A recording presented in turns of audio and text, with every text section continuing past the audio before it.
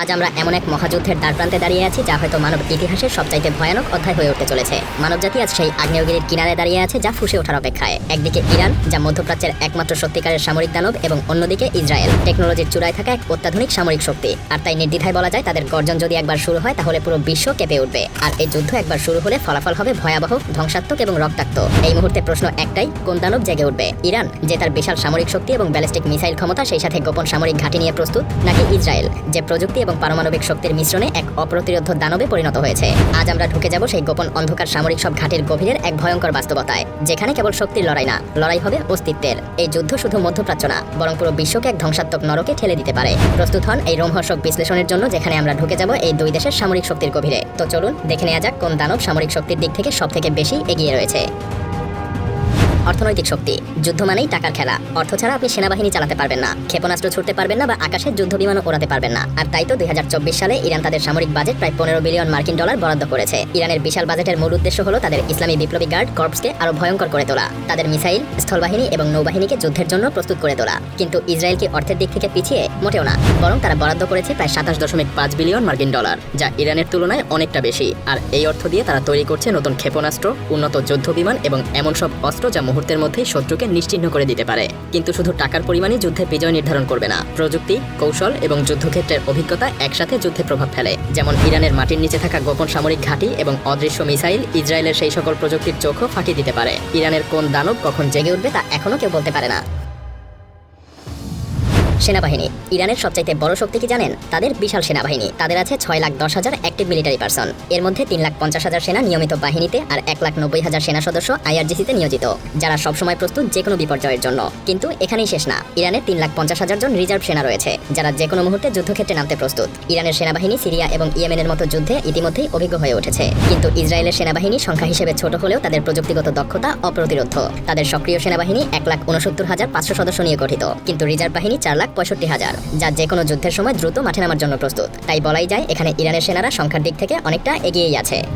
স্থলবাহিনী। ইরানের স্থলবাহিনী হলো এক প্রাচীন দৈত্যের মতো, ভয়ঙ্কর এবং সংখ্যায় বিপুল। তাদের হাতে আছে 10,000 যুদ্ধ ট্যাঙ্ক, T-72 এবং কারার ট্যাঙ্কগুলো গর্জনকারী আগ্নেয়গিরির মতো যুদ্ধক্ষেত্রে ধ্বংস ছড়াতে পারে। আর আছে 7,000 আর্টিলারি সিস্টেম, যা দূর থেকে ধ্বংসাত্মক আঘাত হানতে সক্ষম। কিন্তু ইসরায়েল কি এই দৈত্যের সামনে দাঁড়াতে পারবে? হ্যাঁ, পারবে, কারণ ইসরায়েলের হাতে আছে মেরকাভা 4 ট্যাঙ্ক, বিশ্বের অন্যতম সেরা যুদ্ধযান। যদিও তারা মাত্র 400 ট্যাঙ্ক নিয়েই মাঠে নামবে, কিন্তু এই ট্যাঙ্কগুলো কোনো সাধারণ ট্যাঙ্ক না, এগুলো এক একটা যেন চলমান দুর্গ। প্রতিটা মেরকাভা 4 ট্যাঙ্ক একই সাথে আক্রমণ এবং নিজেকে প্রতিরক্ষা দুইটাই করতে পারে। তবে ইরানের গোপনাস্ত্রাগারে কি লুকিয়ে আছে তা কিন্তু এখনো অজানা।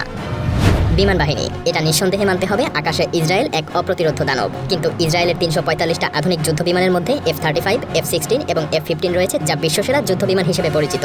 এই যুদ্ধ বিমানগুলো মুহূর্তের মধ্যেই আকাশে উড়ে শত্রুকে ধ্বংস করে দিতে পারে। আরও আছে 43টা অ্যাটাক হেলিকপ্টার, যা নির্ভুলভাবে আঘাত হানতে সক্ষম। ইসরায়েল আকাশ যুদ্ধে অদম্য এবং বেশ অভিজ্ঞ। তাহলে ইরান কিভাবে এর মোকাবেলা করবে? কারণ ইরানের হাতে আছে 312টা যুদ্ধ বিমান এবং মাত্র 5টা অ্যাটাক হেলিকপ্টার। সেই সাথে ইরানের বিমান বাহিনী কিছুটা পুরনো দিনের প্রযুক্তি ব্যবহার করে, কারণ পশ্চিমাদের নিষেধাজ্ঞার কারণে তারা এখনো প্রযুক্তি আপগ্রেড করতে পারে না। কিন্তু ইরানের গোপন কৌশল এবং বিশ্বের অজানা মিসাইল ক্ষমতা ইসরায়েলের এই আধুনিক বাহিনীর জন্য হুমকি হতে পারে। ইরানের আকাশ শক্তি হয়তো আজকের মতো দুর্বল, কিন্তু কে জানে কোন অজানা আকাশ যুদ্ধের প্রযুক্তি তারা লুকিয়ে রেখেছে।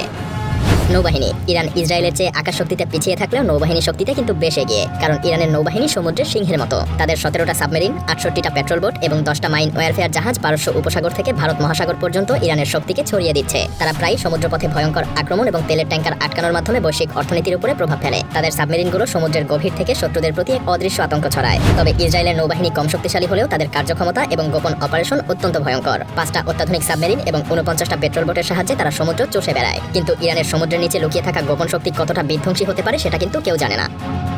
ব্যালিস্টিক মিসাইল এবং পারমাণবিক শক্তি। যুদ্ধের শেষ আঘাত, ব্যালিস্টিক ক্ষেপণাস্ত্র এবং পারমাণবিক শক্তি। এখানে ইরানের হাতে আছে সেজিল এবং খোরামশাহ মিসাইল, যা 2000 কিলোমিটার দূর থেকেও আঘাত হানতে সক্ষম। এছাড়াও ইরান সম্প্রতি ফাতাহ হাইপারসনিক মিসাইল তৈরি করেছে, যা বিশ্বের যে কোনো জায়গায় দ্রুত গতিতে আঘাত হানতে পারে। কিন্তু পারমাণবিক শক্তি কি ইরানের আছে? এর উত্তর দেওয়া কঠিন, কারণ অনেকেই মনে করছেন ইরানের কাছে পারমাণবিক অস্ত্র থাকতে পারে, কিন্তু সেটা এখনো অজানা। আসলে এই আতঙ্কের কারণেই তো আমেরিকা এখন পর্যন্ত ইরানে সরাসরি হামলা চালায়নি। কে জানে, ইরান হয়তো পারমাণবিক অস্ত্র তৈরি করে ফেলেছে, কিন্তু কিন্তু সেটা কেউ নিশ্চিত না। আর ইসরায়েলের হাতে আছে জেরিকো 3 ক্ষেপণাস্ত্র, যা প্রায় 6500 কিলোমিটার দূরত্বেও আঘাত হানতে সক্ষম। আর হ্যাঁ, তারা প্রায় 90টা পারমাণবিক ওয়ারহেড নিয়ে দাঁড়িয়ে আছে। যদিও ইসরায়েল আজ পর্যন্ত তাদের পারমাণবিক শক্তির কথা নিজেরা প্রকাশ করেনি, তবে বেশিরভাগ বিশেষজ্ঞরাই অনুমান করে যে ইসরায়েলের হয়তো পারমাণবিক অস্ত্র আছে। মজার ব্যাপার হলো, ইসরায়েল নিজেরা কখনো পরীক্ষা না করলেও পুরো বিশ্ববাসী মনে করে তাদের কাছে পারমাণবিক শক্তি আছে।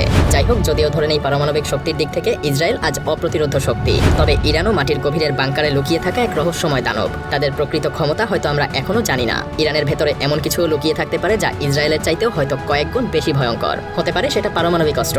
তাহলে এই ভয়াবহ সংঘাতে আসলে কে জিতবে? ইরানের বিশাল সেনাবাহিনী, অজানা শক্তি, ব্যালিস্টিক মিসাইল এবং অনিশ্চিত পারমাণবিক অস্ত্র, নাকি ইসরায়েলের আধুনিক প্রযুক্তি, পারমাণবিক শক্তি এবং সামরিক দক্ষতা? আপনাদের এই প্রশ্নের উত্তর নিয়ে আমরা হাজির হব সামনের কোনো এপিসোডে। আজকের মতো ভালো থাকবেন, ধন্যবাদ।